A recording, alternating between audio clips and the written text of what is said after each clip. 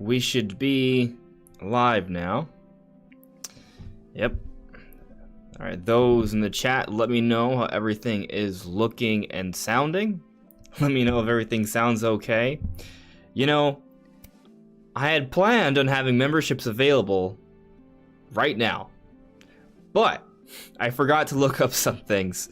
So may have to wait another week to get memberships going. I thought I could start it and then add emojis after the fact. No. So we may have to wait on memberships for another day or two. But they will, yeah, they'll be up in less than, by next week, memberships will be available. I wanted to do it to start the year, but I've been busy.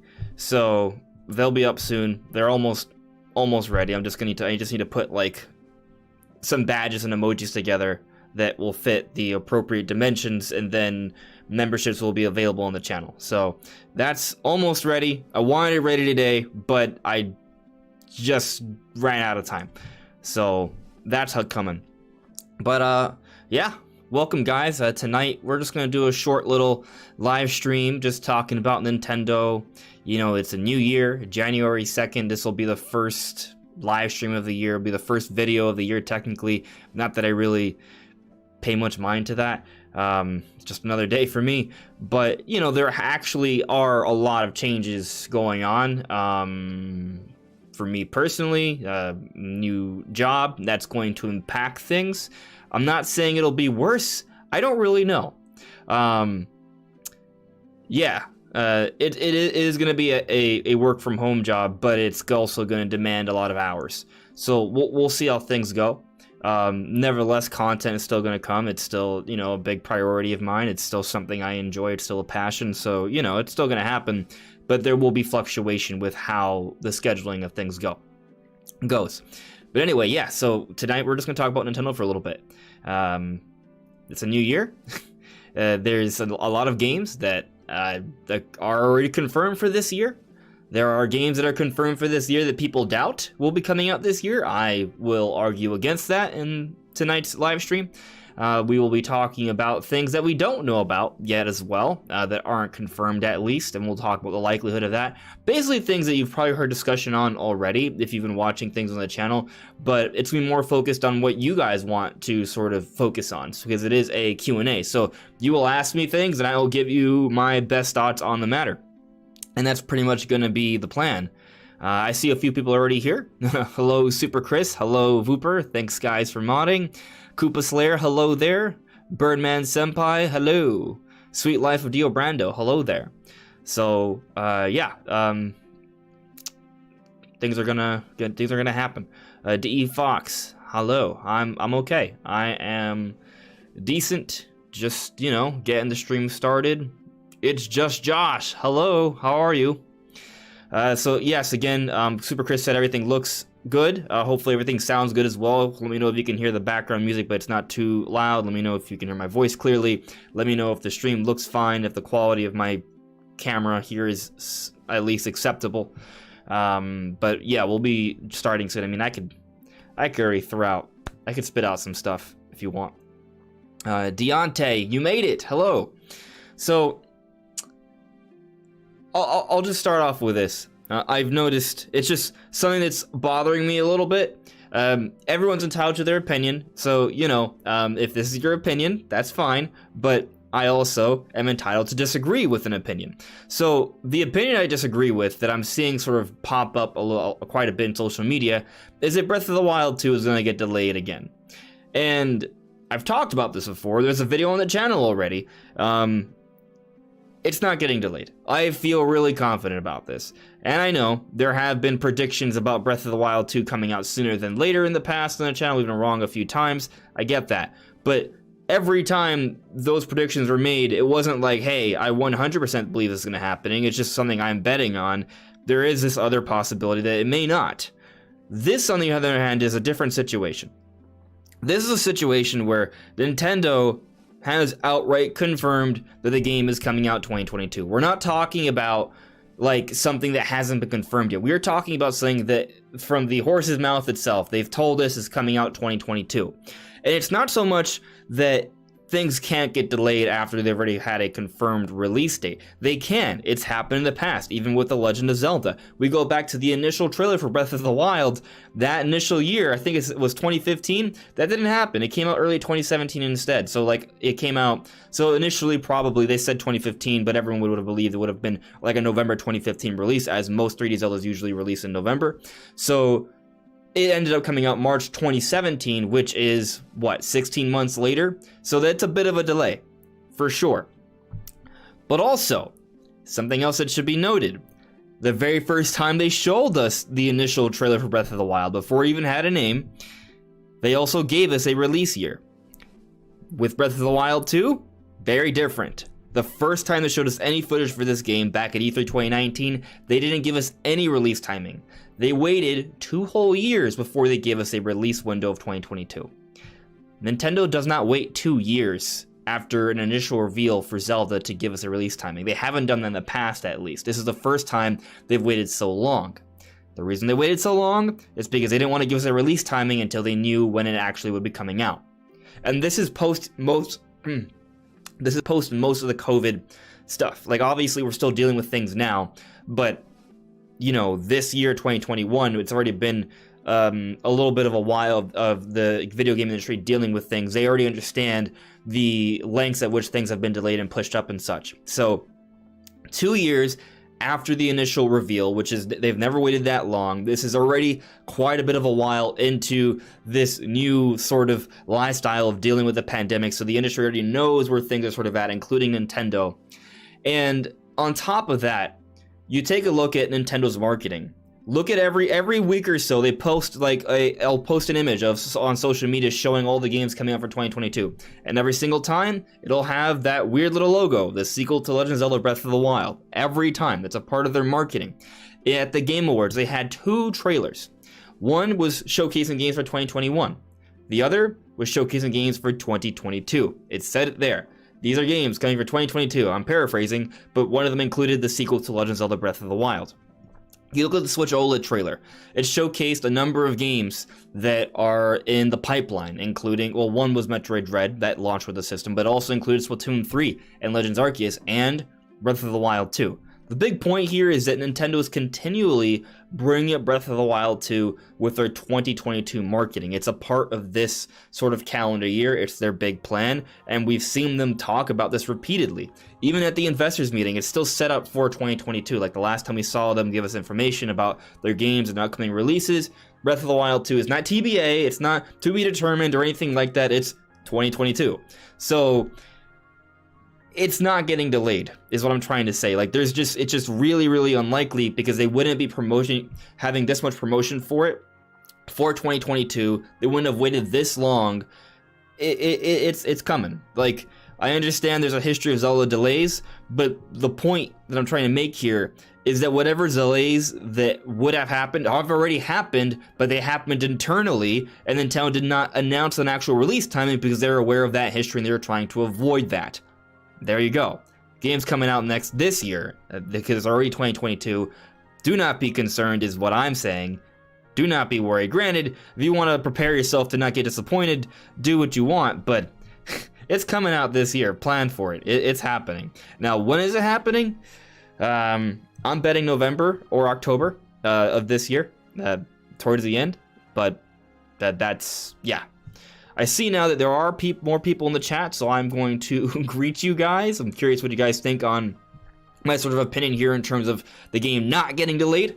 But let's see where you guys are at here. Birdman Senpai, look, I waited for Breath of the Wild since 2014. I just want to see more.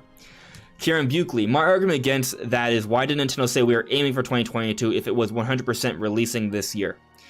So I mean, that's a valid counter argument, because in truth, nothing is 100% certain.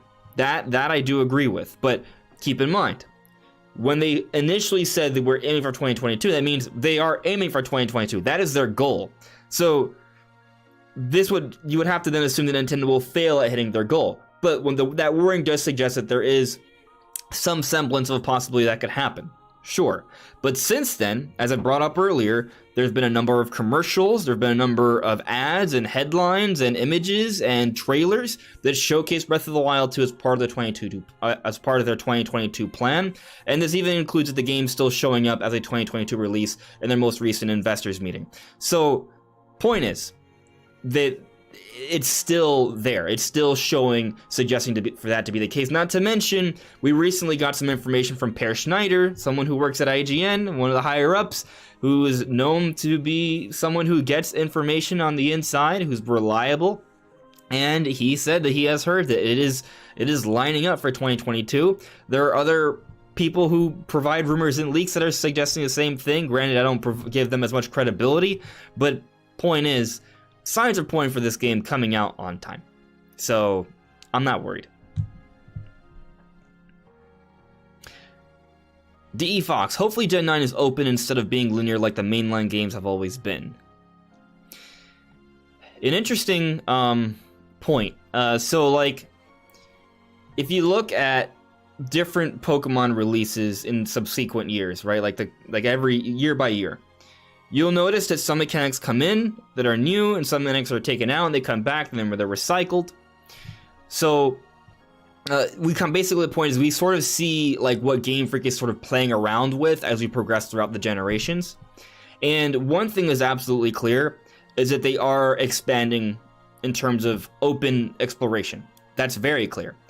Sword and Shield came out in 2019, that had open exploration. Even if we go before Sword and Shield, we had the Pokemon Let's Go games, which weren't open. They were very much just like HD redos of like Kanto, but they had roaming Pokemon, which were implemented in the wild areas, the open areas in Sword and Shield.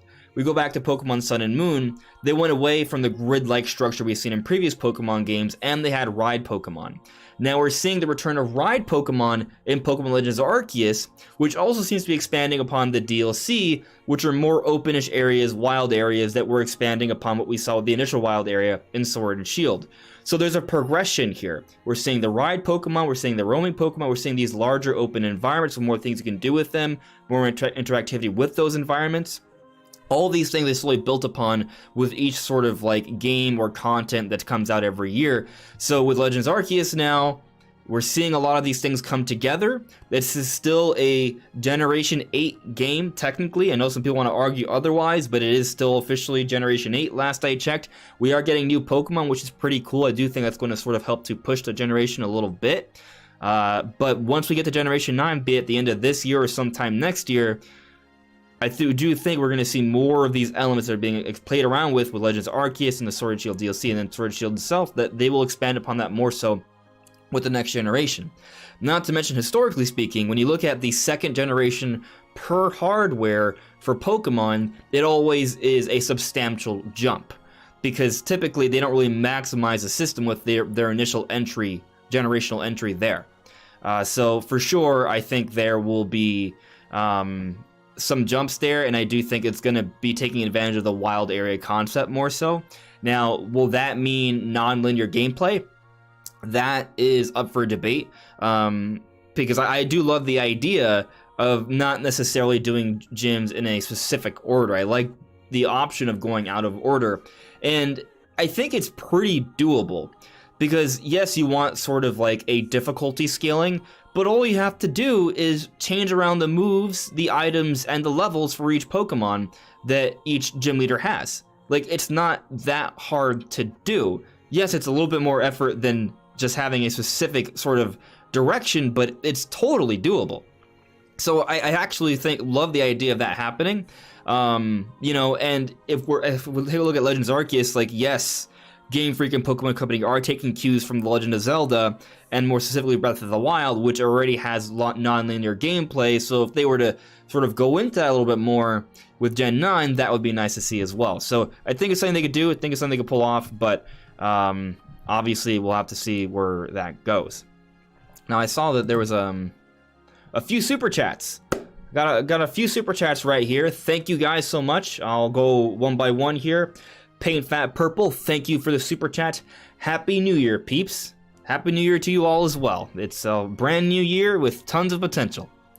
Karen Buckley with the super chat as well. Thank you very much, Karen Buckley.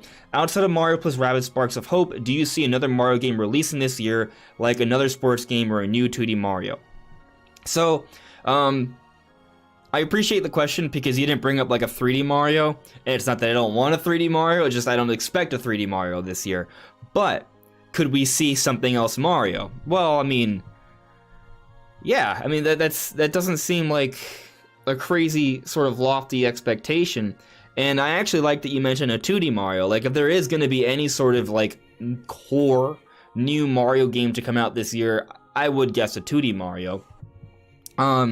But the question is, how do they do that, right? Because I feel like, from one, you could argue that the Mario Maker series sort of puts the 2D Mario, it puts the 2D Mario development in a corner, because how do you expand upon pretty much endless options thanks to the Mario Maker series? Well, how do you one-up that? One option is more scenic environments, coming up with new 2D Mario mechanics, and doing things that can't be done in the Maker series. But that also requires a great deal of creativity and innovation and some gimmicks. So, you know, it's not easy to pull that off. They may have not done it yet because they haven't had just enough ideas, or maybe it's just the timing of things, because we've got New Super Mario Bros. U Deluxe, we got Mario Maker 2 on the Switch, so in terms of 2D Mario stuff. So, you know, there could be, is there room for another? Yeah, debatable, right? In terms of 3D Mario, we got Mario Odyssey, we got Mario 3D All-Stars, we got 3D World plus Bowser's Fury. So, you know, obviously a lot of this is a retread of content, but is there room for a brand new ground-up 2D Mario? I think the answer is yes, by the way. I do think there's room for that. And can we see that next year? I think it's in the cards. I don't know. We did just get a Mario Sports title last year, so I'm not predicting back-to-back years of Mario Sports titles. I feel like there's like 2-year gaps between them, right? Like for example, actually, Mario Tennis Aces came out 2018, if I'm not mistaken. Correct me if I'm wrong there, but I believe it was a 2018 release. Actually, let me just fact-check myself, because there's 2 Mario Sports games on Switch right now, right? Yeah, summer 2018. And we just got the golf game, which last year was 2021, around summer as well, right? Am I off my rocker here? I don't think I am. I am not. June 2021. So, you know, there's a 3-year gap here between Mario Sports titles. I don't think it's going to be another Mario Sports title immediately afterwards. But, where's my chat? There we go. So, yeah, I think, if anything, 2D Mario. We just got Origami King in 2020, so I don't think it's time for another Paper Mario. But, so, yeah, maybe if there's any other, like, Mario content out there, and we just got Mario's Party, last holiday, just a few months ago, October. So, yeah, 2D Mario is probably our best bet for, like, a new Mario entry, I would say, next year. We don't need it, but we could get it. Alright, so I have another super chat here from Alan Wilkinson. Thank you very much, Alan. All I want from Gen 9 is the world map. Oh, the world map. And by world map, not the town map that's encompassing just one region, but multiple regions, or several regions, or all regions? Am I looking too deep into your super chat here, or is that exactly what you're referring to? An expanded sort of world to explore? I don't think we're there yet. I love the idea of someday Pokemon Company and Game Freak expanding to an MMO style kind of format. And that may sound lofty, and it is. It absolutely is. And I have no idea how far away we are. The answer may be never. But imagine at some point they do come out with a MMO. Maybe it's Gen 9, maybe it's Gen 10 or 11, I don't know. But at some point they come out with a new generation and it's an MMO style game. Maybe at first they coin it as like a separate thing, kind of like the Legends series that we're seeing now, in case it doesn't work out well and they go back to their typical formula. But this MMO-like series would still pretty much be everything you expect from core Pokemon. There would still be a campaign with a story. There'd still be Pokemon you can collect. There'll still be competitive battling and multiplayer stuff and all the nice things you get with a typical mainline Pokemon game, but it's constructed in a way where there's a lot of MMO-like things to do. There's a number of wild areas, or the entire game is wild area, and there's other players you can interact with. So you have a lot of servers that you can sort of play with other people. They're already exploring these ideas now with the wild area stuff we're seeing with Sword and Shield. You can sort of interact with players in these wild areas. So there are already MMO-like elements in the Pokemon games, the mainline ones. So it's not crazy to say that at some point they could maybe get to something like this. But the ultimate idea I'm getting at here is that maybe, you know, at first it's just, hey, this is the region, it has some MMO-like elements and that's it. But in theory, they could come out with like a Pokemon MMO, and maybe it's just one region at first, but maybe for the next year you add another region, or the next 2 years, and every couple of years you add another region, you expand upon it, and it's bringing back other regions, it's expanding upon the world and more things that you can do. That's something they, in theory, could do. Will they do it? That's tough. I think they would do it if there was like a subscription service in there where they would, like, imagine if it was like World of Warcraft or something. Like, then they'd probably make more money than what they do right currently with the Pokemon games. So will they do it? Probably not anytime soon. But will Pokemon games have like MMO-like elements? There are already some, and I think they're going to expand upon that to some extent in the future. But in terms of like there being like a total world map, that's like kind of like the way I can envision actually happening. If there is someday a Pokemon MMO, and little by little they bring in more and more regions from the past, and before you know it, you can kind of explore every region within a single game. It's kind of it does sound very pipe dreamy, and it's not something that's going to happen anytime soon. But if it does happen, I do think it's possible just years from now. So, where are we at here with the chat? Let's see. Very good. Okay.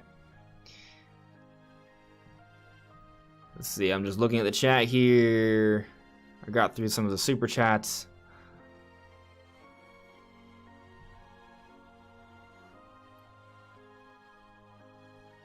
Sweet Life of Dio Brando. I think Game Freak may be done with mainline games for a while. Why do you say that? Legends Arceus is being made by Game Freak, and it's technically a mainline game. Or is your argument that you think Game Freak's going to focus on different stuff from the typical mainline game? Because Legends Arceus is still technically mainline.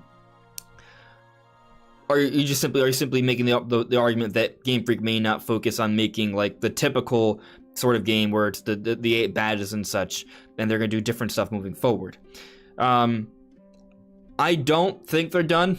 I think Game Freak is going to continue to make all the new stuff, but as we saw with Brilliant Diamond Shining Pearl and how well it's selling, and in terms of reviews, it's all pretty good. Like, yes, I do feel like Brilliant Diamond Shining Pearl is more glitchy than most Pokemon games, but it's their first go at it. I think, what's the ILCC or something like that? I keep the name confused, but the developer for Brilliant Diamond Shining Pearl, it wasn't outsourcing. Could we see more outsourcings for Let's Go style games or remakes in the future? Absolutely. I do think so. I think they were successful enough with it. With their first go-around, they'll probably more polish a second go-around or third go-around. So that will give Game Freak more time and resources to focus on making the mainline new Pokemon games and also side ventures like Legends Arceus. Which is still core, by the way, but you get my point, hopefully.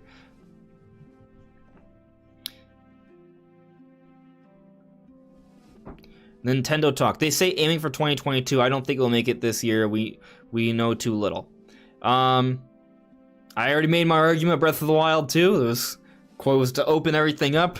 They would not have waited 2 whole years and had all this marketing and stuff for 2022 if it wasn't coming out 2022, I think. But only time will really tell, right? Hello there, Rob from Rule 2 Review. How you doing, buddy? How's your break going? Happy New Year to my brain. Happy New Year.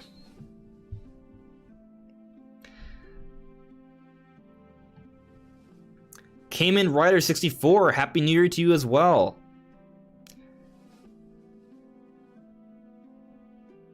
Karen Buckley, Nintendo still announced Breath of the Wild 2 too early. There was no need to announce it in 2019. I actually agree with you. Them announcing it in 2019 led people to believe that it would come out in 2020 or 2021. Granted, COVID came. I think that pushed things up a bit, you know. So I think that's part of the issue, that there was a pandemic. If it wasn't for the pandemic, I think the game would have come out this year. But, you know, it is what it is. Also, E3 2019 was like the best E3 ever. So, you know, it is what it is. That's a little loud. Yes, please respect each other. Keep it civil, but arguments are totally fine. Robeer 2. You want to hear something crazy? I was 21 when Metroid Prime was announced. Oh, Metroid Prime 4. That makes a huge difference.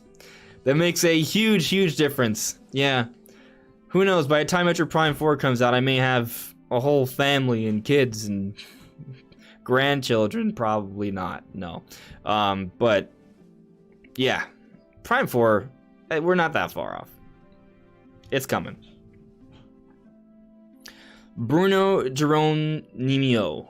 Bruno Geronimo. There will be Pokemon Let's Go Johto 2022. I have heard that rumor. Let's Go for 2022. I'm skeptical of Let's Go games coming out 1 year after Brilliant Diamond Shining Pearl. I already feel like Brilliant Diamond Shining Pearl has like a very cutesy sort of chibi style look, and Let's Go is not too far from that. Now granted, Let's Go is different from Brilliant Diamond Shining Pearl. There are differences, but there is also strong similarities, I would say. It's sort of like a not fully core game, but still a core game kind of entry, and they're both remakes. So to expect back-to-back remakes, that's not something we've seen before.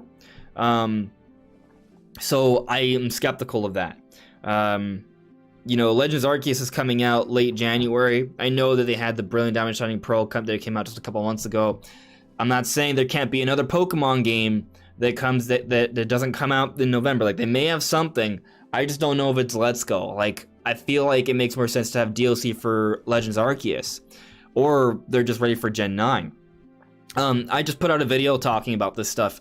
I think, personally, I'm sort of leaning towards the pattern breaking a little bit, because the last like decade or so we've seen a generation every 3 years.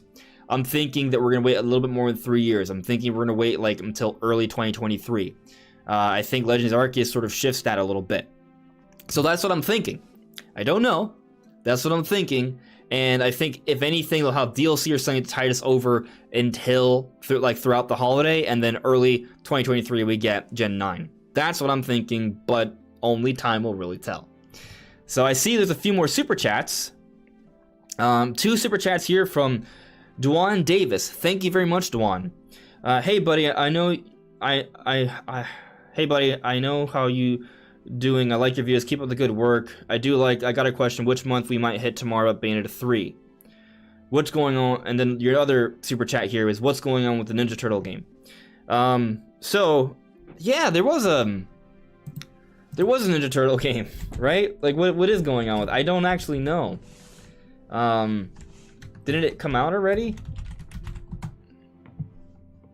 It has not released yet. Yeah, I remember seeing that. I was very excited about it.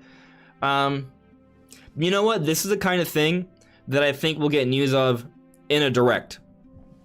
So when we get the earlier Nintendo Direct, I would not be surprised that we see it there. Heck, maybe it's even shadow dropped, or it's coming out soon afterwards. And I'm thinking we get a Nintendo Direct, if not this month, probably February. Yeah. So I think we're not too far off from news. I don't know, but that is sort of what I'm thinking on that front. And in terms of your previous question, you got a question which month we might get Bayonetta 3. So Bayonetta 3, yeah, slated for this year, right? So at what point does Bayonetta 3 come out? Now, I'm not saying Bayonetta 3 will be delayed, but there is always a possibility that a game can get delayed. This may sound sort of contradictory to what I was just arguing about Breath of the Wild 2.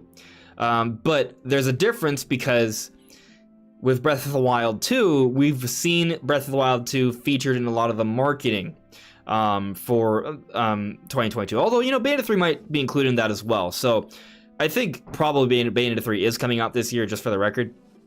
I'm just bringing it up that it's possible it does get pushed out because there's a lot of games coming out this year. But I'll tell you that I believe that Bayonetta 3 is definitely a second half of the year release. Now, when in the second half of the year? There's quite a range there. It doesn't... I think it could come out anytime between August and December, which, again, I understand that is a big window, but it's less than 6 months. It's a 5-month window there, and I'm going to say it doesn't come out in November.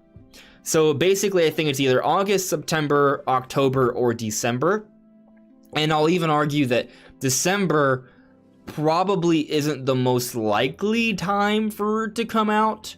I think December is something... The December releases, those are situations where the company needs the game to come out in time for Christmas, but it's just barely in time ready. So, for example, Super Smash Bros. Ultimate came out in December, and so did Xenoblade Chronicles 2. Those are big games, but they happen in the first and second year of the Switch. I don't think we've seen any major releases like that since. And the reason why I think we saw those releases then was because, one, for the case of Xenoblade Chronicles 2, Nintendo wanted to get out as many of their core franchises out in the first year as possible. So they pushed Xenoblade Chronicles 2 to come out then. And if we take a look at Xenoblade Chronicles 2, it's very arguably rushed. I love that game, but it was done in different parts around the world. There were some polish issues. There were some technical issues, and the game could have benefited, but with having being a few more months in the oven, or having a more consolidated sort of like development team, like all put in one place, that did not happen because I think they wanted this game out as soon as possible. It had a very short development cycle. I think it was less than 2 years, something like that. They rushed the game out. I know, with Nintendo, typically they don't rush games, but in this case they did. And I think, again, because they wanted it out in 2017, they wanted to get out as many core series as possible for the first year of the Switch, and it worked. The Switch is, in a lot of ways, going to be the most successful Nintendo console in history, or at least the most successful home console. They got out a lot of games, and it worked for them. But that's why I think we saw Xenoblade Chronicles 2 in December. As for Smash Ultimate... One, Smash Brothers can afford to get away with things like coming out in an awkward time of the year because of how big of a selling power it is. But also, they still wanted to get it out relatively early in the console's life cycle. It made more sense to get it out December 2018 than March 2019. So they did. They pushed it, and it came out then. It was polished. It was a very polished game, but, they had to wait till December. They couldn't do a November or October release. So... there's that to consider. Typically you'd want your games out in time for Black Friday here in the States. That they didn't do that. And I think a lot of it has to do with the fact that it was just, they were barely ready. They barely had it done in time. And they just wanted Smash Bros. Out early on the console's life cycle because it's Smash Bros. You want Mario Kart, you want 3D Mario, you want Zelda, you want Splatoon, you want Smash all out as soon as possible whenever there's a new generation of hardware. So that's kind of why I think we saw those December releases. Going back to my point about Bayonetta 3 is not a selling power like Smash Bros. Bayonetta 3 is probably more close to Xenoblade, arguably actually weaker than Xenoblade. So I could see it actually sort of not performing really well in December. I think it makes more sense for it to come out in either August, September, or October. Bayonetta has a good sort of theme to fit in the October month, Halloween. I've also seen success with the series in September. That's where we've seen previous Bayonetta releases. And then with August, that's when we saw Astral Chain come out, and that's a similar style game made by the same developer. So any of those months, August, September, October, that's the 3-month window I'm sort of going to pin down there. But there is an outside possibility that they release Bayonetta 3 in December just because they really want the game out by 2022. If it takes too long to come out, like in 2023, that they won't really be able to take advantage of the Switch effect or what have you, because maybe the generation is starting to end already, and they figure December is still better than not in 2022. But yeah, I'm predicting August, September, October. So moving on here, let's see. Oh, another super chat from Nintendo Talk. Thank you very much, Nintendo Talk. Do you think Breath of the Wild 2 can live up to the first game? Fantastic question. That is a really good question. Breath of the Wild 2, can it live up to the first game? I think in some ways, it absolutely will. And in others, that's up for debate, and the answer is probably not. So when I say probably not, I'm talking about in terms of sales. I think it's hard to be a sequel to something and to outsell it or come close. That's not easy. It's already an uphill battle. The other advantage that Breath of the Wild has, it's not that it's just like the first one of this style of Zelda game, this sort of like revitalized the series and got a whole bunch of people to play it, is that it's had the strong sort of like evergreen status from day one. It launched with the Switch, and it's taken full advantage of the Switch effect throughout this entire life cycle. Breath of the Wild 2, on the other hand, is coming out very late in the Switch's life cycle. And while there may still be a lot of success in line for Breath of the Wild 2, like it's probably still going to sell, like I would say, at least over 10 million. Like I do believe that. I don't know if it's going to hit 25, or maybe Breath of the Wild hits eventually 30. But at the same time, let's say 2022, we see Breath of the Wild 2 come out. And I don't think there's new hardware coming out in 2022. But let's say there is. If there is, depending on what that hardware is, people may want to get Breath of the Wild 2 for that hardware. That could boost its sales somewhat. Or let's say it's something like what I'm thinking, and then the next generation of Switch starts holiday 2023. I know some people say, oh, it's too soon, blah, blah, blah. Switch will still be relevant for a few years after that, just for the record. That's what I believe. But still, Nintendo starts their new generation holiday 2023, and Breath of the Wild 2 gets some sort of update for then. Maybe there's DLC, maybe there's DLC in conjunction with a 4K update, or maybe there's like a Game of the Year edition that comes out a year later. We've seen Sony do that with a few other games in the past. But the basic idea here is just to have a version for Breath of the Wild 2 that runs really well on improved hardware, and whenever people think of getting that system, they're like, oh, here's this Breath of the Wild 2 game, let's get that.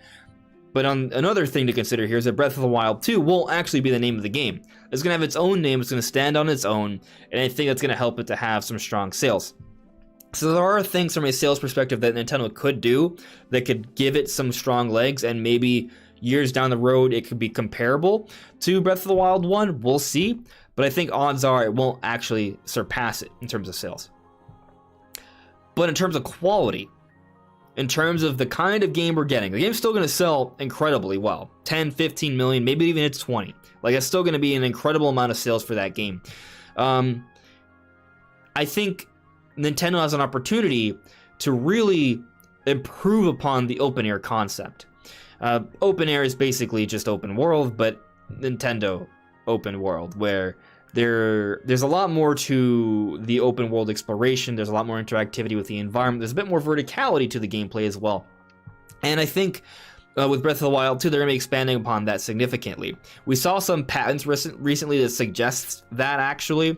We saw like some patents that showed like different animations that Link would have in the air, in combat, and flying down, a lot more than we had in Breath of the Wild 1, suggesting there's going to be a lot more things you can do in the air while playing Breath of the Wild 2, expanding upon what you can do in the air. So, really, like, we could explore the air somewhat in Breath of the Wild 1, but this time around they may really be going in on that and allowing you to do a whole bunch of different things while you're in the air. And that could go a long ways towards making Breath of the Wild 2 feel like something special. But we've also theorized that maybe we'll be doing stuff underground, in the water. There's also a lot of opportunity to improve upon how the storytelling will work in Breath of the Wild 2. I mean, it's going to be their second go around at an open air game. Like, Nintendo has not done anything like Breath of the Wild, or had not done anything like Breath of the Wild until Breath of the Wild, really. There was Xenoblade X, but in terms of like the modern open world style of game, Nintendo had not done that in quite a long time, not really to that level, and they went at it and they're like, hey, we did it better than everyone else. So that was their first real go around, at least with the Zelda team. So them going at it again, having room to improve upon that, building upon the foundation of Breath of the Wild 1. There's so much they can improve upon here. They can make the world denser. They could offer a lot more gameplay variation and things to do. So I do think that, you know, for a lot of Zelda fans, a lot of Breath of the Wild fans, they're going to play the sequel, and it's going to feel like an amazing game for some people, or maybe a lot of people, may be a better game.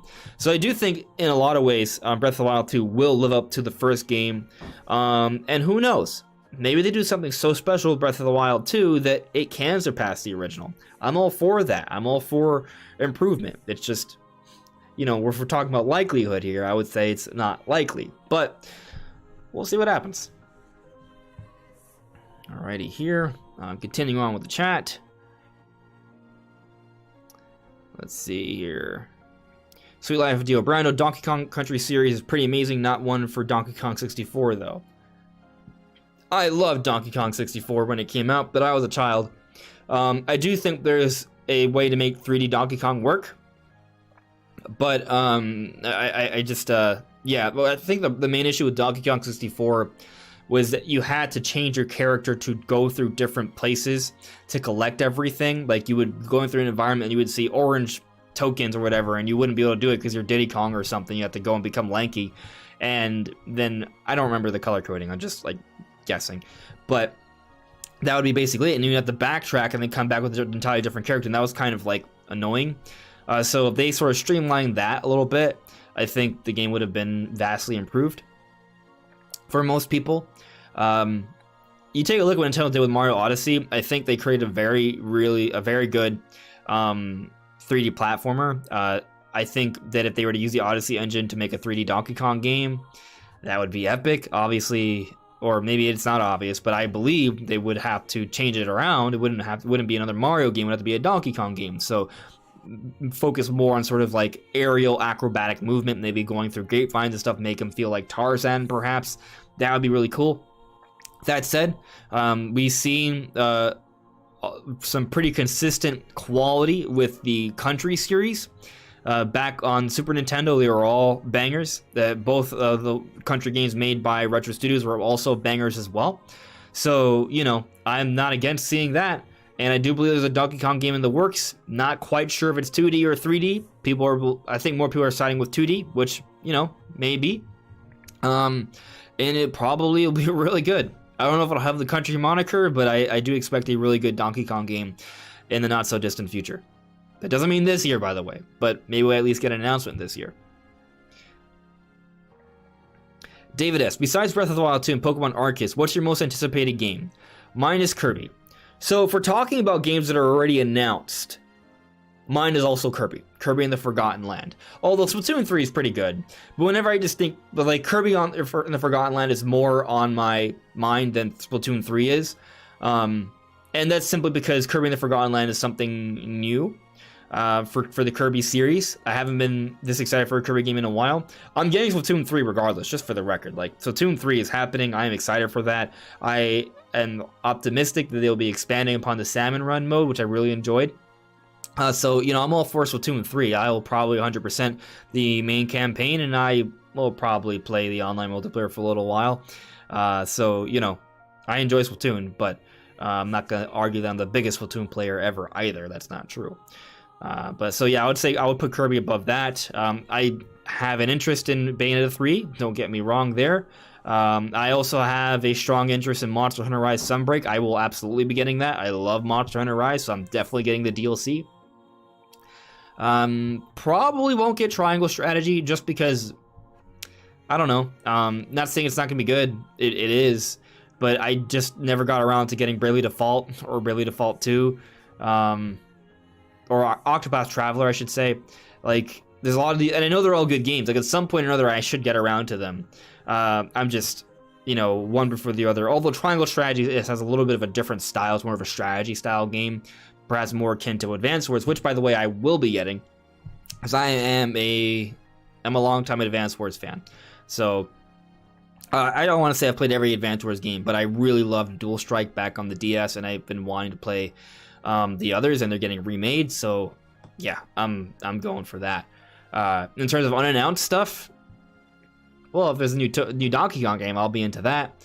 I'm desperately hoping for Xenoblade Chronicles 3. I don't know if it comes out this year. I think there's a good chance it does, but that is something that I'm anticipating. Whenever it's finally announced, that's going to be like near the very top of my most anticipated game. The only thing that would beat that out is obviously, well, maybe it's not obvious, Breath of the Wild 2. Nothing beats that. And then Metroid Prime 4 is the other. And then under that would be Xenoblade and then Pokemon and so on. Let's see here. I can't read your name, but it says, I think in order to get open world Pokemon, we'll need to get Game Freak to take more time to develop the games. The 3-year release cycle is definitely the biggest obstacle to Pokemon reaching its max potential. And in part, that's kind of why I'm hoping that this generation is pushed up a little bit. And Legends Arceus looks like they are maybe pushing it up a little bit, but we won't know until a little bit later into this year. I would say that if February comes and goes and there's no announcement for a Generation 9, that means it's not coming out this year. And we may even get confirmation of that in a Pokemon Presents in February, in time for Pokemon Day, where they'll say, hey, look, this is our plan for the year. There's going to be some Legends Arceus DLC, and Generation 9's in the works, but it'll be coming out sometime next year. And they may do something like that. So I don't think we have to wait long before we have a decent idea of when the generation will be ending. But I do agree with you. I think they need to spread it out a little bit. There's ways to still have content coming out, like DLC and stuff, and having the Legends series and outsourcing remakes and things, so they can still have Pokemon content almost every single year.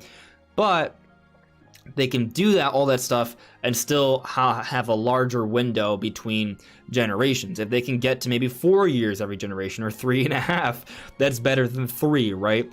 And even if it's just 3, if they're outsourcing their remakes, meaning that there's more development resources going towards the mainline games, and those are coming out less often because they have the remakes coming out in between that are being outsourced, then still, there's more work being put into that. So I do think Game Freak's headed in the right direction, but I'm not sure if they're going to completely like delay things like a whole other year or so. But you know, we'll see. I think we're gonna have a good idea fairly soon. Sweet Life of Dio Brownie. Your most anticipated game of 2022 is Trails of Zero. Okay, I'm not even. What is Trails of Zero? Trails of Zero. I am not familiar with this. It's coming to Switch, though. The Legend of Heroes Trails are known as... Well, this is this is an old game. I guess there's be a new one coming out. It's an RPG. Okay. Interesting.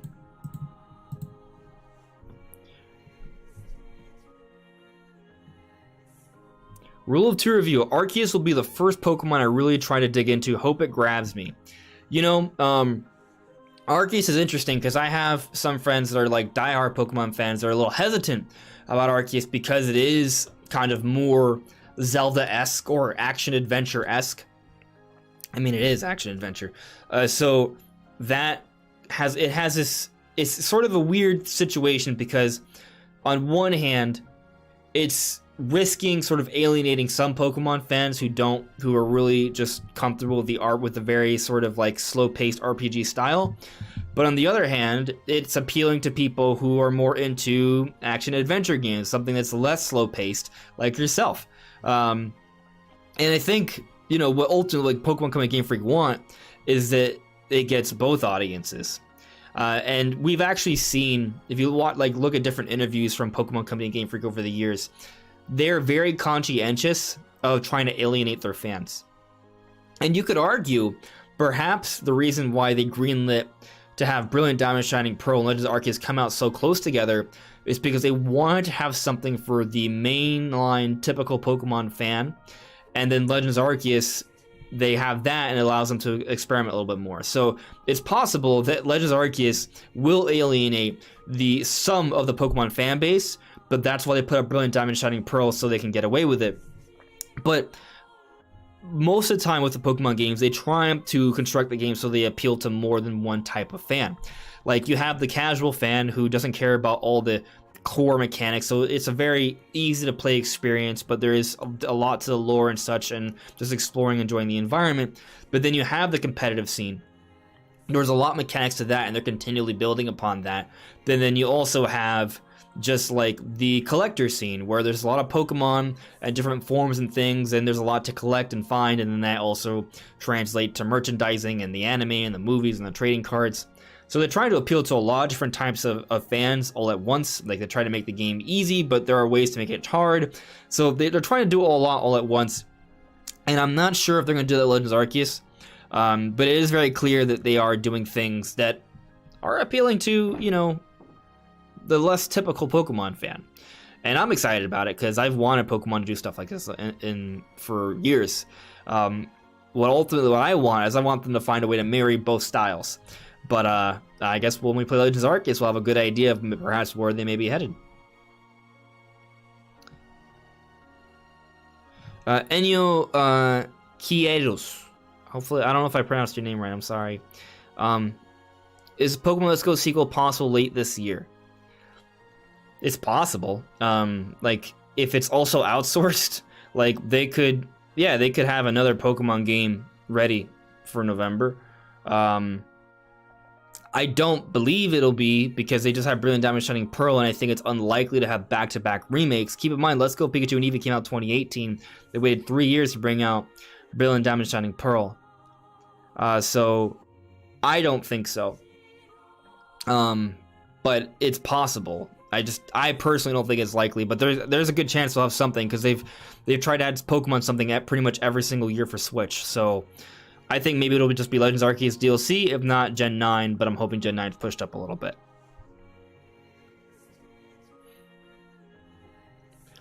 B. James, IGN covered this topic real well the other day. They even included Pikmin 4 in there. Problem is, Breath of the Wild 2 and 3D Mario would have to be spaced out by like 6 months or so. Yeah, I don't think 3D Mario is coming out this year. No. I think we just got Bowser's Fury. That's like a new 3D Mario right there. It's not a full-on one, but it's something. And I think typically we see brand new 3D Marios to launch new hardware, if not immediately within the first year, usually pretty close to that. So I think a new system will come out holiday 2023, and there may be a new 3D Mario to launch alongside the system. And if it's not ready, then it'll be a Mario Kart instead, and then the year after it'll be 3D Mario. But, you know, either something big Mario, I think, is coming in 2023, because they're gonna want they're gonna want something to push new hardware, which I do think is coming out 2023, but also the Mario movie is coming out at the end of 2022, and if the mobile games have been anything to go by, typically whenever you have a core franchise that follows something that's as mainstream as a mobile game, sales are boosted. So the movie could boost the sales for any sort of core Mario entry afterwards that follows. So I think a new Mario Kart or a new 3D Mario will, at least one will come out 2023, and then the other will come out like within a year of that. But for this year, for 2022, I think Breath of the Wild 2 is going to be like the big focus, and we got things like Bayonetta 3, and Splatoon 3, maybe Xenoblade 3. So I think they have enough for this year with what's been rumored and what's been confirmed. But I'm sure there'll be a couple surprises. Maybe 2D Mario, as we talked about earlier. And I mean, yes, Pikmin 4, at some point we got to see that. So I don't know if Pikmin 4 is this year, but it's an option. And if it's not this year, maybe I would guess next year. But I mean, I've been guessing Pikmin 4 for years at this point, so I don't know. At some point or another, Nintendo's going to fill up a year with Pikmin 4. But considering that the mobile game Pikmin Bloom just came out, they may want to announce Pikmin 4 soon to maybe try and take advantage of some of that mainstream publicity.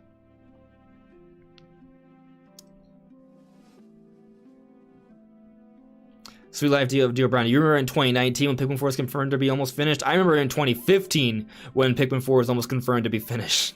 It's been quite some time.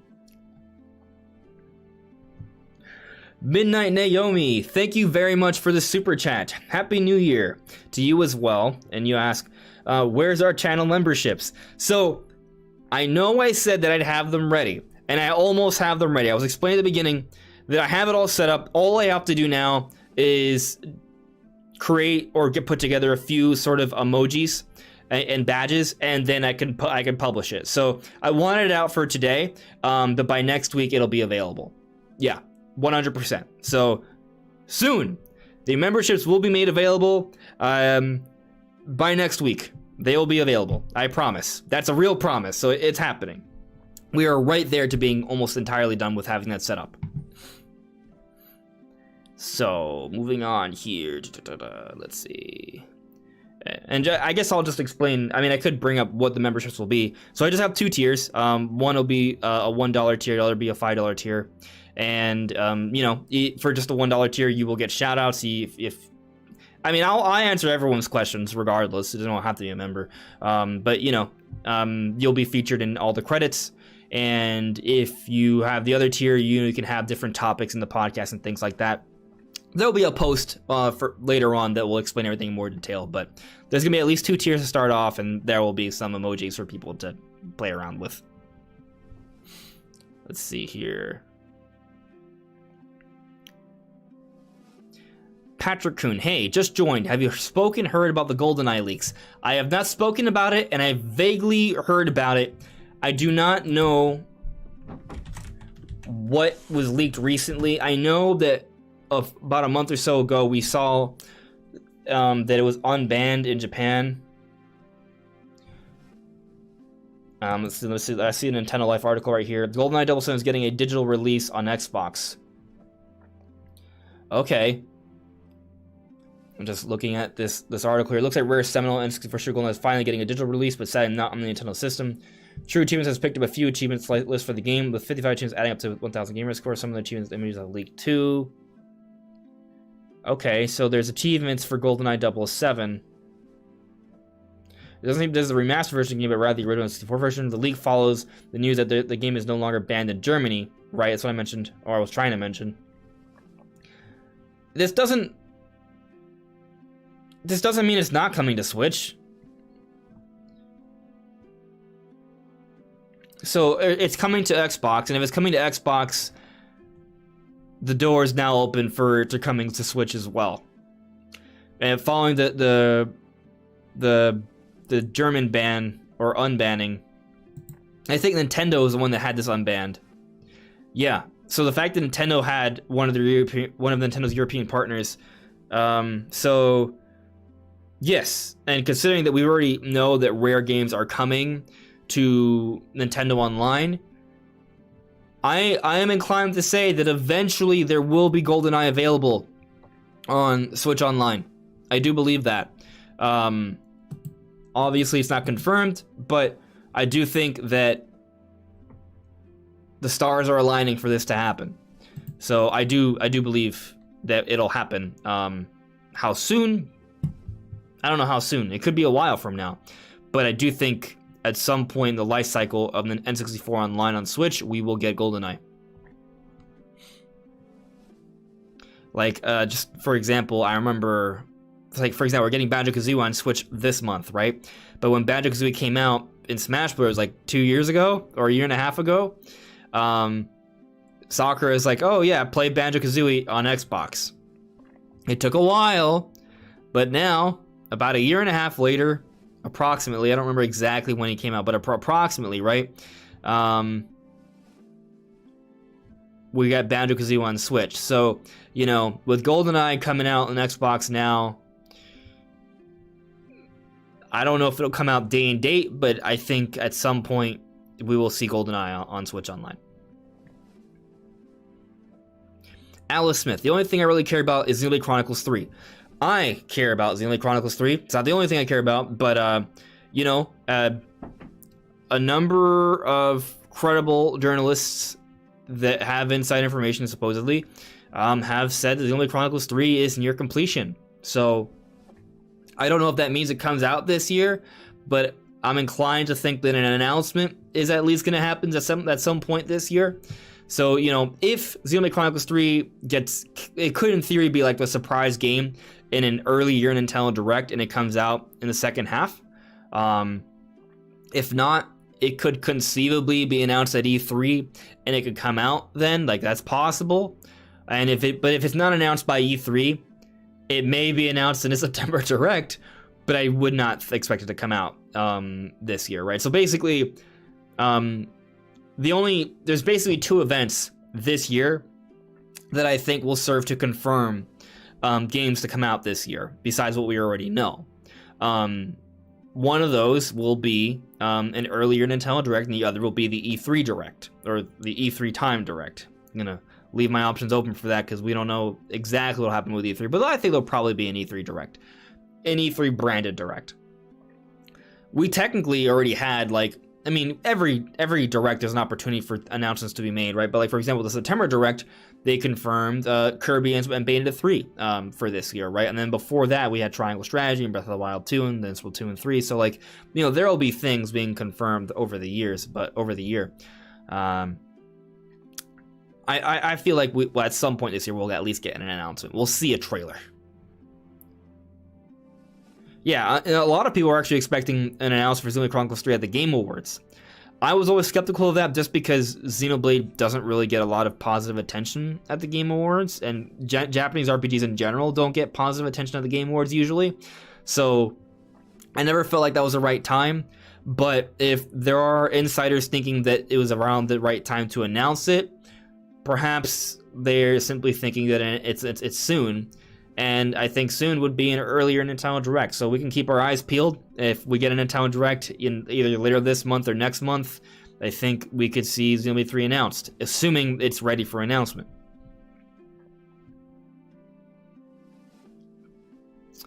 B. James, Paper Mario Color Splash will most likely remain a Wii U exclusive.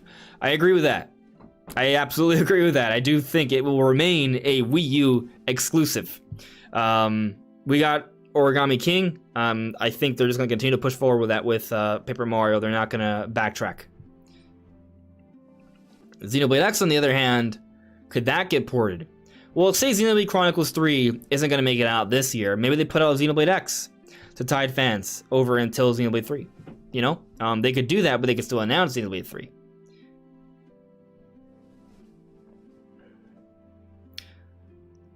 Sweet Life of Dio Brando, us F-Zero fans are the most depressed of all. Yeah, I want F-Zero desperately, but it's gonna be one of those things where, like, I don't have any real information suggesting it's gonna happen soon. So, you know, all the best I can give you is that Captain Falcon was used a fair bit for, like, Smash Brothers stuff, like, mainly just the Min thing. And they had, like, more voice lines for him and stuff, which is really cool. I don't know if that means that they were teasing F-Zero, but, you know, we've seen Smash tease things in the past, so it's possible, right? Like, we're also arguing that with Pyra and the Pyra Mithra Smash reveal, that can maybe have been sort of trying to hype up Xenoblade 3 as well, and there are rumors of Xenoblade 3's, and it is coming soon. So, maybe, but, you know, we don't got much. But someday I do think F-Zero will return, and when it does, it'll be a glorious day. I don't know when that glorious day will be, but someday, us F-Zero fans will rejoice. Game walkthroughs added me. Can you fully explain the Zelda timeline? You want me to fully explain the Zelda timeline? How much time do I have? Alright, you know what? Okay. I will fully explain the Zelda timeline. No, I won't. Well, I will explain it. I will summarize it. I don't even remember it all by heart. Like, let me see here. Zelda timeline. I can explain the logic behind it. It's not, I mean, it's kind of complicated, but it's also not that kind of complicated. So, basically, I'm trying to find, like, I mean, there are images, but there are also incomplete images from the past. Okay, here's an image. So, in the beginning, there are several Zelda games that could just go in a straight line. It starts with Skyward Sword. That's the first game in the official timeline. Let's see if I can get a bigger picture of this image. You know. Okay. And then after that, you know, you have Minish Cap and Four Swords, and eventually get to Ocarina of Time. And at this point, you know, the timeline's very straightforward, very clear cut, not very confusing. But it's at this point that it gets excuse me. Excuse me. I am allergic to confusion. So, in Ocarina of Time, this timeline splits into three. So basically what happens is throughout the game of Ocarina of Time, you play as a kid and you play as an adult, and you jump 7 years into the future, into the past. So there's two timelines you're playing in, actually, in Ocarina of Time. And what happens at the end of Ocarina of Time, Zelda permanently sends you back in time, and you cannot go back. So there's this future where there is no Link. And this future becomes the future that eventually leads to The Wind Waker, which is followed by Phantom Hourglass and Spirit Tracks and other stuff like that. And then there's this other future where there is Child Link, and that leads to Majora's Mask, and then eventually Twilight Princess, and there's a Four Swords game that comes after that. But then there's a third timeline that isn't blatantly obvious in the game, but basically it's assumed that Link falls in battle against Ganon. And then Ganon takes over, and that leads to Link to the Past, and basically pretty much almost, not all of them, but most of the 2D Zelda games still follow after that. Now, there is Breath of the Wild, and that takes place very, very late into the Zelda timeline, and it's not specified exactly which timeline it is. Some people have speculated that it's so far into the timeline that it doesn't quite matter which timeline it falls under, because a lot of the events will happen regardless. And I kind of subscribe to that thinking. But either way, Breath of the Wild takes place very late into the timeline, which also would include Hyrule Warriors Age of Calamity, and then Breath of the Wild too. So that's pretty much it. Of course, the Age of Calamity also kind of creates its own little split, but let's not even get into that. That's just a mess. But that's a basic summary of the Zelda timeline. Okay. Let's see here. Oh, I got a chat jump. I'm trying to get to pretty much everything, but there's a lot. Sweet Life Dio Brown, my favorite mainline Pokemon games, Black, White, White 2. Mine is Heart Gold, Soul Silver. B. James, no, the 2023 lineup could be excellent. Prime 4, Pikmin 4, Odyssey 2, Xenoblade 3, Mario Kart 9. There are so many options to fill out a 2023 lineup. Absolutely. So some rumored games that aren't confirmed for this year, I think some will come out this year, some will not. The 2D Donkey Kong, or Donkey Kong, I don't know what it is. Fire Emblem game. Pikmin 4, Xenoblade Chronicles 3, Metro Prime Remake. I think Metro Prime Remake is for sure coming out this year, but those other four, maybe one or two come out this year, but not all of them. So you can push some of those into next year, right? But then we brought up a new 3D Mario potentially could come out next year. A new Mario Kart could potentially come out next year. Metro Prime 4 could come out next year. So you got options. It's already filling up. And then I think Generation 9 comes out next year. So yeah, there's stuff to come out in 2023. 100% agree. And that doesn't account for a lot of surprise stuff. Maybe a new F-Zero. You know, or Kid Icarus, or Golden Sun, or there's a lot of options. A lot of options.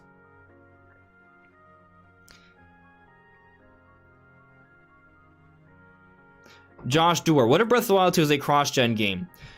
I think that Breath of the Wild 2 is coming out this year, and I do not think a next-generation system is coming out this year. If it is, then yes. I think next generation starts holiday 2023, and obviously I could be wrong. That's just my speculation.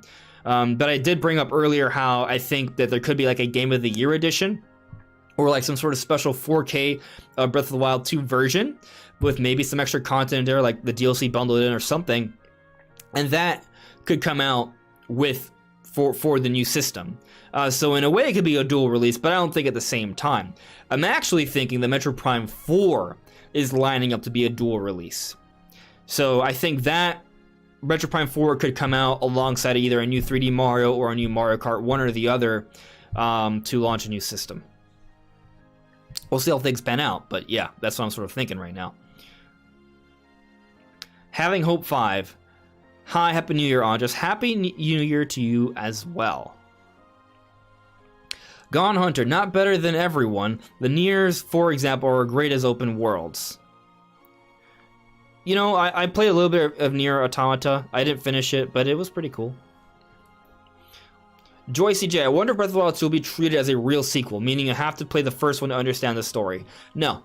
You don't need to. I think the Breath of the Wild story is not too much to explain.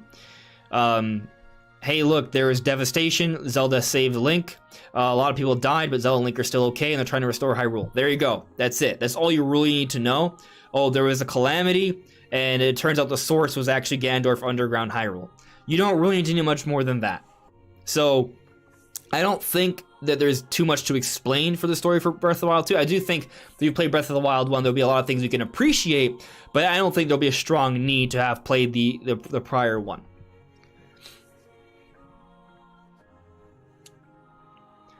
Group of Media. I'm thinking Link flying on a Neburi, then jumping into the air, taking out the bow arrows, take down a couple enemies, and then landing it on the Neburi. That could be awesome. I'm not sure what a Neburi is. Is that like an existing Zelda animal or enemy or object? I might just be like mispronouncing the name, or I just don't remember. But yeah, some sort of flying thing. I think, yeah. That could be something they could do. Imagine loft wings or something, or a dragon just jumping on and off. There's a lot of cool potential there. Fighting in the air, falling, maybe even some sword attacks in the air as well. Like, not just like the slash, but like if you're falling high up the air, maybe you could have a bit of a sword fight in the air. There's some cool stuff they could do, for sure. And seeing some of the animations of the patents, that is very promising.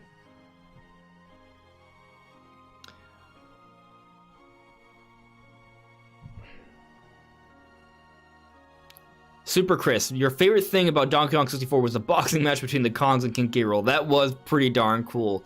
And we also, I feel like it's worth mentioning, the Donkey Kong rap is like, it needs to be mentioned. The DK rap is just amazing.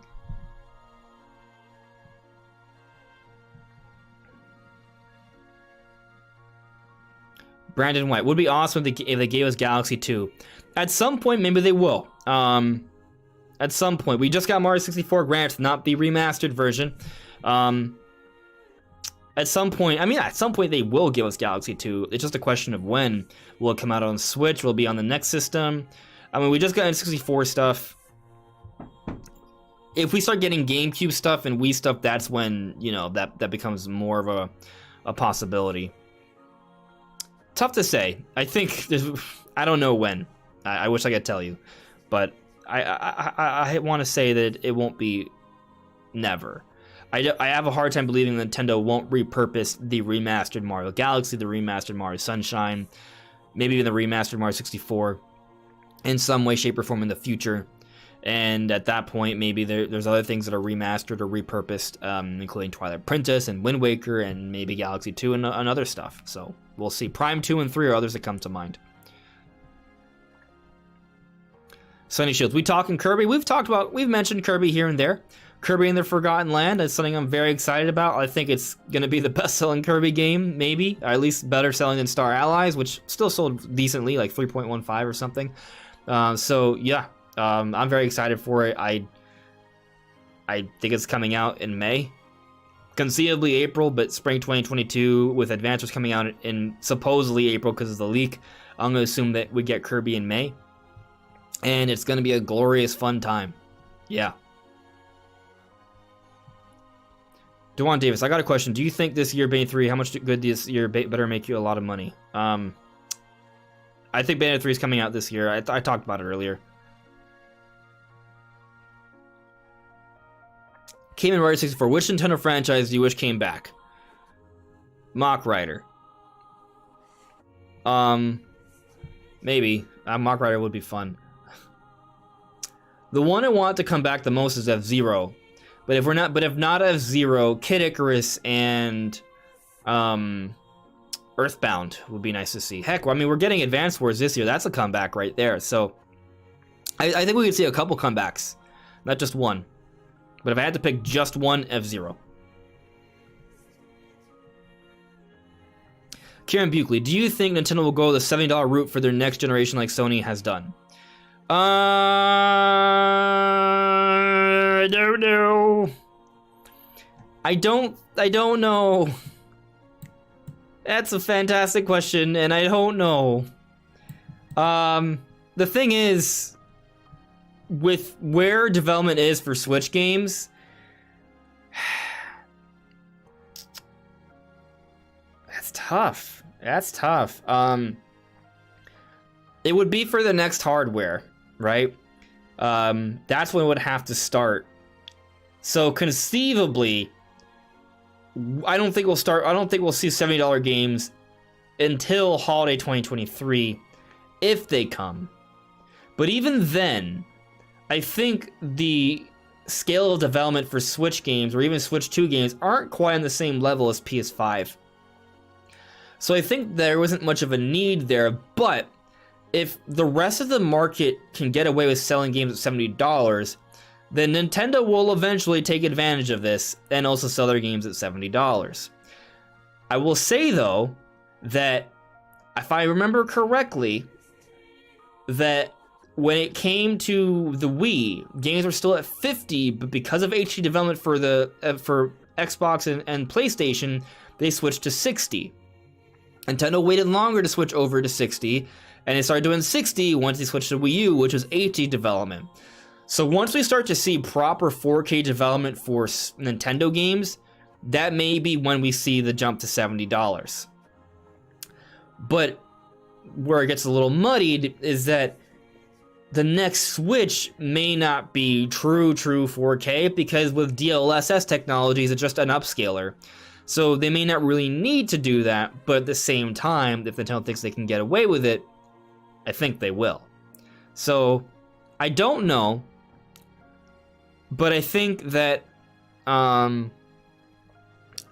we won't have to worry about that until holiday 2023 for the next Switch 2, if it's even then. It won't be for a mid-gen refresh, so if we get like a mid-gen refresh, no. So there's that, and I think there's a possibility that maybe they wait another generation. So it may be, instead of a year and a half from now, maybe like 4 or 5 years from now, or 6 or something like that, or 7. I don't know. It's tough to say, but not until they switch fully to 4K development. The Yellow Kazoo, hello, how are you? Happy New Year.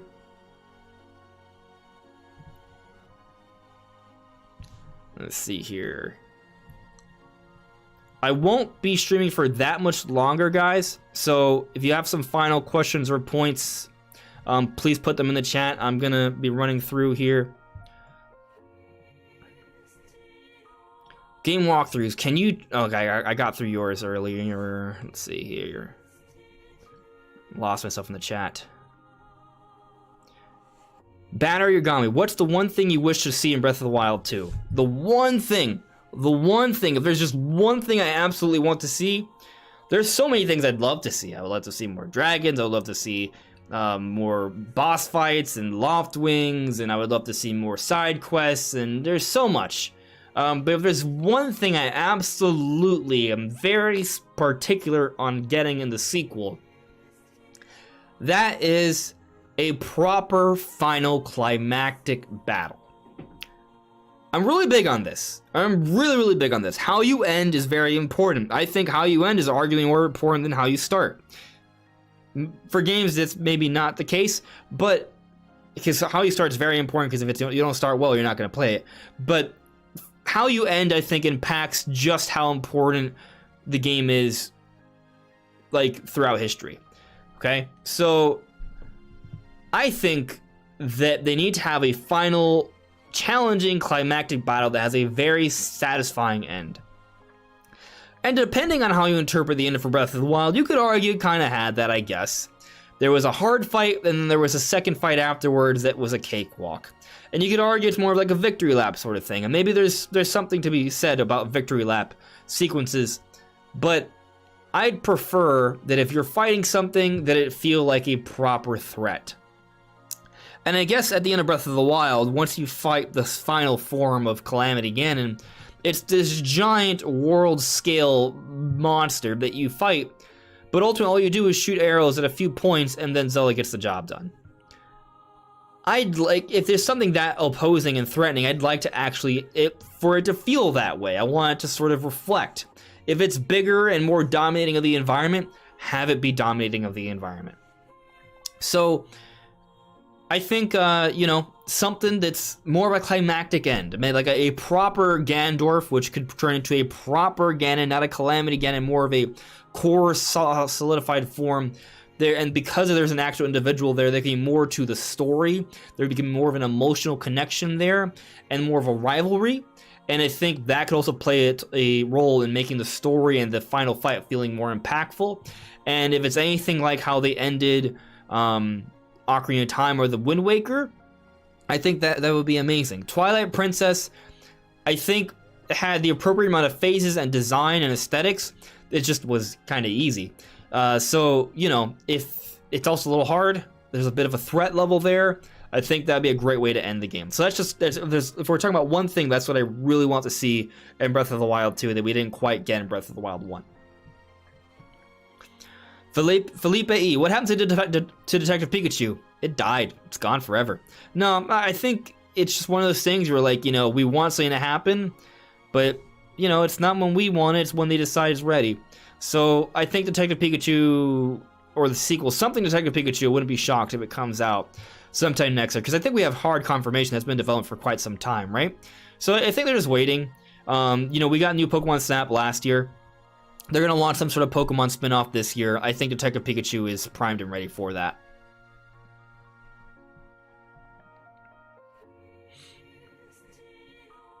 Let's see here. Aaron Curdy, have you played Hades? It's actually a pretty good game. I've heard. I have not played it yet. I know I should. It's on my to-do list. It is on my to-do list. I definitely want to give it a try. Hello there, Andrew McCarroll. Good evening. Rule 2 review. I know it may alienate Pokemon fans, but as a non-fan, all I can do is be excited and hopeful. Yeah, for Legends Arceus, like, I mean, it's going to be awesome. It's going to be awesome. Hopefully. Brandon Davis, I hope Legends Arceus will be awesome. I think a lot of us are hoping it will be awesome.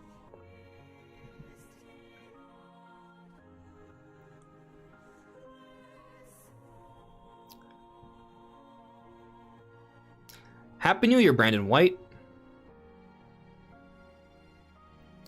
Ubicore, I would do anything for a new Monolith Soft game. Well, hopefully you won't have to do much more. Hopefully we get something soon. They've been working on something.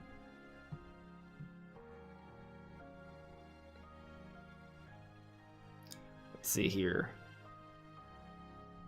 Andrew McCarroll, Pokemon Coliseum mobile game. Woo, that'd be crazy. I don't think that'll happen. That would be really cool, though. I don't think that'll happen, though. Because that could cost. I think Pokemon Company may feel like that it would be too similar to the battling in the mainline games, and they may not want to take away from that. But man, that'd be cool.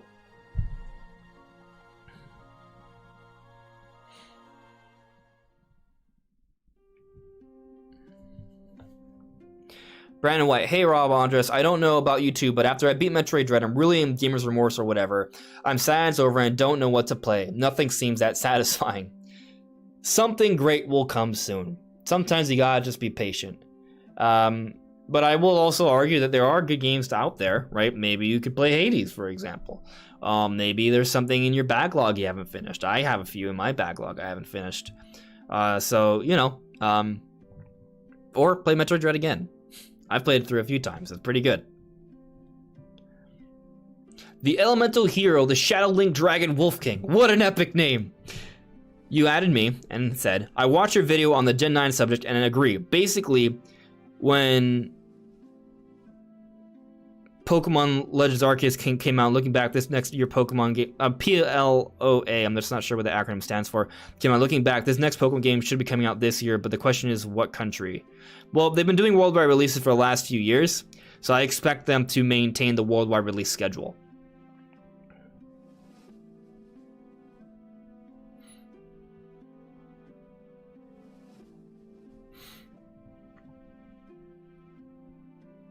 Let's see here. Jeffrey Franzen, what do you think the next Nintendo system will be? I think it will be Switch 2 or Switch Plus. There will be some. They're gonna keep the Switch branding. I think there's no real reason to go away from the Switch branding. I think when you don't have something quite right, there is reason to venture away, right? Like with the Nintendo 64, it made sense to go away from that. With the GameCube, it made sense to go away from that. With the Wii, Nintendo tried to not go away from it with the Wii U, but they actually needed to go away from that because the Wii audience was a temporary audience, because it was mostly based off casual gamers, which moved on to smartphones. The Switch, on the other hand, has established a similar level of hardware sales as the Wii. It looks like it's going to greatly surpass it, actually. But, it's like record-breaking. But then the software sales are actually incredible, because you're seeing a lot of hardcore-centric or core-centric games sell really well on Switch. We've seen all sorts of franchises break records on the Switch, and that is continuing. So I think Nintendo has finally found the proper sort of balance for what their system should be and what it's targeting, because it's also coexisting with the other platforms as well. So I think Nintendo wants to stay with this. So I think it makes more sense to keep the Switch branding, and I don't think they're going to lose it like they did with the Wii to the Wii U, because the Wii was a temporary audience. This audience with Switch, the people who are buying Switch are people who are going to be playing games for the rest of their lives. So I don't think it's going to go away. I think they're going to maintain this. I think the same way PlayStation can be successful every generation, Xbox can be successful generation, the Switch can be successful every generation. They just have to stick to this format, this formula, and just follow. Does that mean we won't get funky names? Yeah, it means they'll go away from funky names. But I don't need Nintendo to have funky names all the time for their systems. I just need them to have good systems with great games. And that's what the Switch is. So I think it'll be something simple like Switch 2 or some sort of letter or something to suggest that it is the next version. Hopefully not Switch U. That would be bad. Don't use U. Or you know what? Just don't use a letter. Just stick with 2. 2 or some sort of weird sort of like short name thing that's like, hey, Switch Next even would be better than Switch 2 or than Switch U. So we'll see what they do.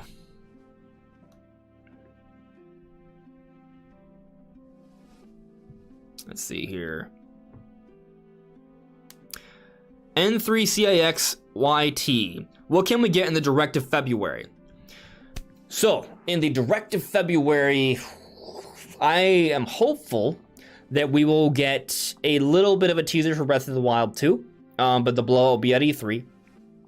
I absolutely expect that we will get a release date information for Splatoon 3. I think we'll get release date information for Kirby and the Forgotten Land. I think there will be 1 or 2 more games announced, potentially one of them being Xenoblade Chronicles 3. I think Triangle Strategy will be discussed there. Advanced Wars will get a specific release date as well. I think Mario plus Rabbids Sparks of Hope will also show up at this Direct. That's kind of what I'm thinking. Bayonetta 3 I could see not showing up until E3. So that there's that. I don't expect Metroid Prime Remake to necessarily be announced at the February Direct either. I do think it'll be an E3 announcement. But if there's some free update DLC coming from Metroid Dread, I could see that in the Direct. I also think that Monster Hunter Rise Sunbreak will get some sort of update in a February Direct as well. Assuming it's a February Nintendo Direct, it may be a January Direct, it may be a March Direct, but whenever we get this earlier Direct, that's the kind of information I'm sort of expecting to see. If there's a 2D Mario coming out this year, that would be shown off in a Direct. An earlier Direct, I think. I don't know if there's a 2D Mario coming out this year, but, it's possible.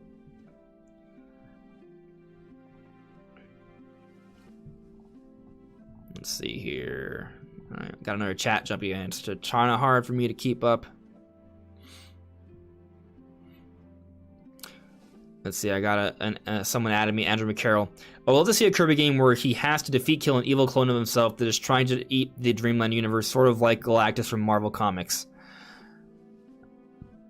Yeah, Kirby's crazy, because he could just sort of infinitely inhale all sorts of things. Imagine if that power is used for evil. That would be a fun sort of thing. I mean, you have Meta Knight's kind of like a rival for Kirby, but like an actual Kirby clone that can just destroy everything, that would be potentially threatening. Likely threatening. DE Fox, the rumor of the 4K Switch with a new chip might have been right before the semiconductor shortage. It's possible that they did want that, but they needed to push it up. I don't know. I think, you know, after a certain point, you just have to worry about next generation. It really depends on how far Nintendo thinks the Switch will last without getting some sort of major update. Gone Hunter, hopefully not native 4K, never. I think that something needs to be considered here is that there's a new technology, DLSS, like it's deep learning super sampling, and that is an AI that can see an image and then use like some sort of processing technique that can make that image look like a much higher resolution of itself with far less computing power. So with technology like that, you can get something like a Switch 2, or some sort of, it would have to be a new hardware made with it in mind, but with not that much extra power, they can get greater looking resolution. So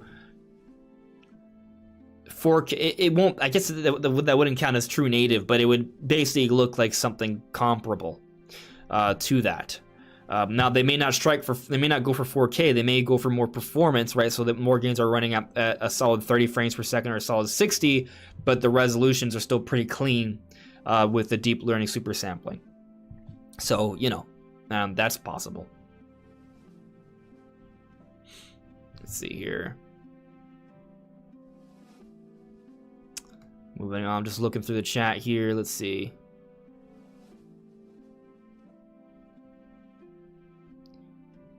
Joy CJ added me. Agree about the end of Breath of the Wild. Also hope we get the big bad guy speech from Ganon. Definitely want a big bad speech. I want there to be a rivalry built up throughout the game. I want there to be a story there. So yes, there's got to be some more personality with Ganondorf this time around. And I think there will be, because it's going to be an actual person, not just a force of nature. Awesome. Love your channel, love your chill vibes you give off. I'm glad you love it. I'm glad you're enjoying it. Welcome. Who else but Zane? Breath of the Wild 2 should have a post-game. Zelda's infamous for never having post-game content. I don't know if it needs a post-game. I get your point, but the thing about Breath of the Wild is that, sure, whenever you go to the end, it's just sort of, and you beat it, it just cycles back to right before the end. But there's so much to do in Breath of the Wild that you can be like, all right, well, I beat that, but there's still all these other things I can do throughout the world. So I don't know if they necessarily need a post game. Now, if there's like a new game plus or something, I'm okay with that. I mean, I just want there to be a lot to do. It doesn't necessarily have to be a post game. I just want there to be a lot to do. And there's a lot to do in Breath of the Wild, but I want there to be even more in Breath of the Wild 2. And I've discussed some ideas beforehand, like what if like there is a system in place where there are towns being rebuilt throughout the world of Hyrule, and it's your job, if you so choose, to help defend these towns, help build them up. Maybe there's, similar to how like there's just like built-in weather events that can destroy things.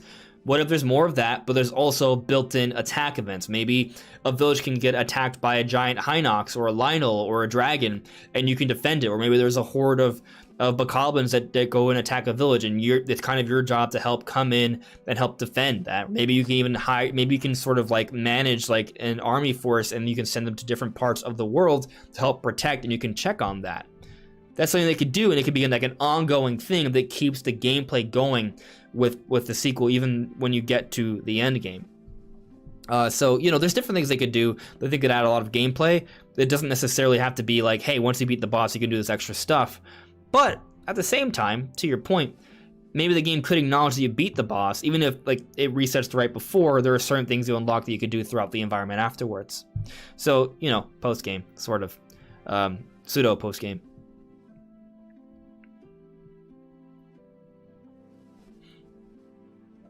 Tinchin, Breath of the Wild 2 in which month? I think it's either an October or a November game. And I'm inclined to say November because I'm actually thinking there will not be a major Pokemon release in November, maybe some DLC. But if there is a major Pokemon release, I think they'll stick to November, and then Zelda will come out October, or vice versa. They're kind of interchangeable, but I think a Pokemon and Zelda release will be divided by a month. If there is no Pokemon, Zelda's for sure coming out in November. If there is Pokemon, then either Pokemon comes out in October, Zelda stays in November, or they swap. So it's one of those 2 months I expect to see Breath of the Wild 2 come out. And the main reasoning for that is because Breath of the Wild 2 is a holiday-style game. If you exclude the release of Breath of the Wild, 3D Zelda's come out at the end of the year, in November. Breath of the Wild was delayed into March 2017. It would have been a November 2016 release if it wasn't delayed because of the Switch and all. So, yeah, October or November. Midnight Naomi, can we get on just to 100 likes before the stream goes offline? Hey, if everyone watching likes the video, it's possible. That would be great. I am getting off real soon, though, so there'd have to be quite a push. But thanks for the support. Regardless, I appreciate it.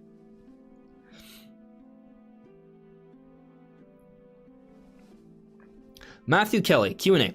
If new Fire Emblem announcement was going to show up this year, do you think Nintendo will announce a new title or a remake like Fire Emblem before remake? I'm expecting a remake, actually. I think that's what I'm expecting. We got Three Houses, which is kind of serving as like that new Fire Emblem game. I think we get a remake in the style of Three Houses.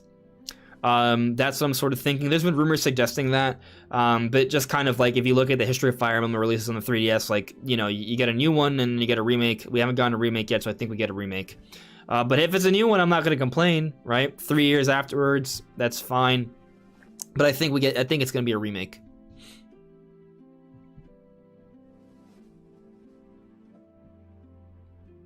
Let's see here. Matthew Kelly. What about Nintendo Switch NX? There you go. That's it. The real NX is a sequel to the Switch.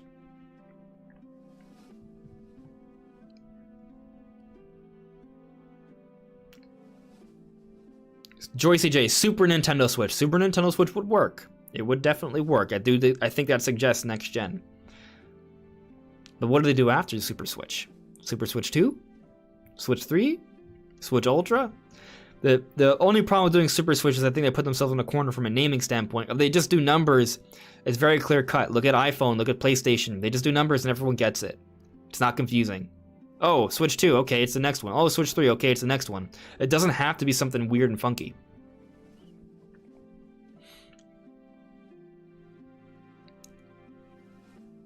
Redman Senpai, NVIDIA's hosting a broadcast event January 4th. I wonder if they'll announce a new Tegra chip or an entirely new chip related to the Tegra family. They may, and that could have implications for future Switch hardwares, right? Definitely possible. D-Fox, I really want a new traditional 3D Zelda, maybe after Breath of the Wild 2. I don't really expect that to happen. I think the open air style of gameplay will maintain, but I do think that we can see certain traditional tropes return, like classic style dungeons, for example. But I think having an open world to explore is going to that's always going to kind of be there. Now, will they sort of toggle between sort of a linear progression versus a non-linear progression? There may be some variance there, but having that open style of gameplay where there's so much interactivity with the environment, that I think is going to be a staple moving forward regardless.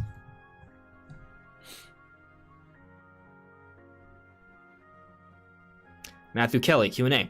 If Game Freak is going to make a new Pokemon Sword and Shield game, do you like to see a sequel called Sword and Shield 2 similar to like Black and White, or had a new version update? Well, I think the DLC we got with Isle of Armor Crown Tundra pretty much is that expansion to Sword and Shield. I don't expect there to be any more. What I do expect is that there will be updates that will allow us to get the new Pokemon in Legends Arceus in Sword and Shield, and we'll be able to use those in the competitive and online formats. Because that's what they're doing. Legends Arceus is introducing new Pokemon forms and species. So those new Pokemon will be available in Sword and Shield at some point through Pokemon Home, I believe. But I don't think we're getting more updates for Sword and Shield. I think that DLC was it. I think we are approaching the end of the generation. The question is it gonna? It's somewhere between holiday 2023 and holiday 2024. Holiday 24 is like the very latest, I think. So we're getting there. I don't think there's any more time for a Sword and Shield 2. Okay. Switch Cube. Maybe that's after Super Switch. Perhaps. Maybe they'll just recycle this. So it'll be Super Switch, then Switch 64, then Switch Cube, then Switch Wii, then Switch Wii U, then Switch. Then they do Switch 2. I don't know. I mean, if you look at how Xbox has handled their namings, they didn't do numbers, and they somehow found a way to make it work, even though it's very confusing.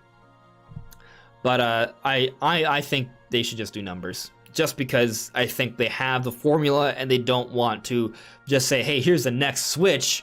They want to say, here's the next Switch, but there will be more Switches after this. Eventually. Okay, so I think I'm pretty much done with the stream. I will offer 30 more seconds. If you guys have any final things you want to say, you can put in the chat right now, but otherwise I will be calling it a night. Let's see here. Lando, thoughts on Amiibos for Breath of the Wild 2, Bayonetta 3, Kirby Sparks of Hope? I think there will be... Wow. I don't know.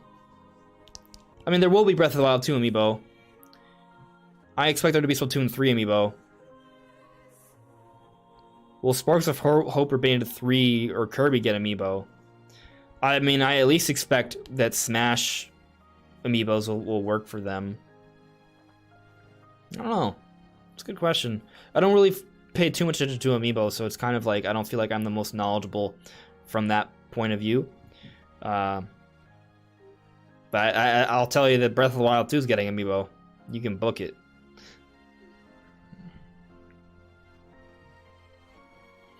Let's see here. Izzy XD 1019. Will it be possible for a definitive edition of Tales of Arise to come for Nintendo Switch? Is there a Tales of Arise on this? And I know I've heard of it. So it came out on the other platforms. Who was it developed by? Bandai Namco. Maybe. Maybe a definitive edition will come out on Switch 2 or something. Like, it was one of the higher rated games for this year, right? Like, so it did perform really well. If it's something that's celebrated, and it's kind of one of those games that's considered like a classic in the coming years, I wouldn't be surprised if it eventually makes it to the Switch, something Switch at some point. Yeah.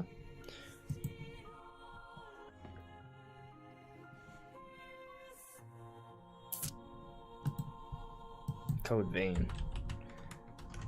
That's a lot of games I'm not remembering. I don't know. Yeah, can Code Vein? I mean, it's another one of those things where if it's not an exclusive, it can potentially come, but there's a lot of games that do eventually come to Switch, so it's not like completely crazy to think that maybe that could happen.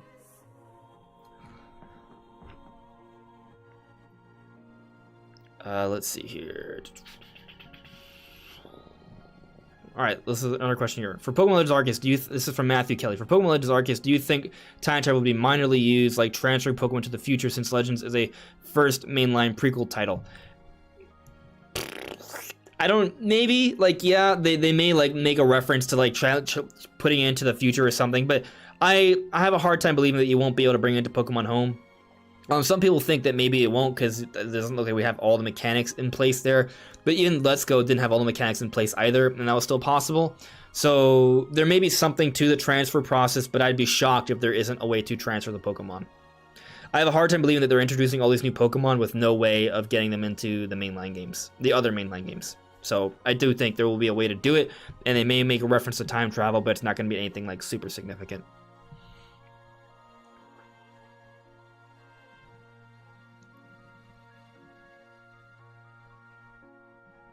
Yep. Anyway, thank you so much for watching, everyone. It is the beginning of a new year. Thanks for everyone stopping by. It was appreciated. If you haven't been here before, maybe consider subscribing, leaving a like. That'd be appreciated. But, you know, videos will be coming out in the coming days, and hopefully memberships will be fully set up by next Sunday. I promised I would have them fully set up, so I will have them fully set up by next Sunday. So, yep, that's all for now, guys. Thank you so much. See you later. Take care. Have a good one. Bye.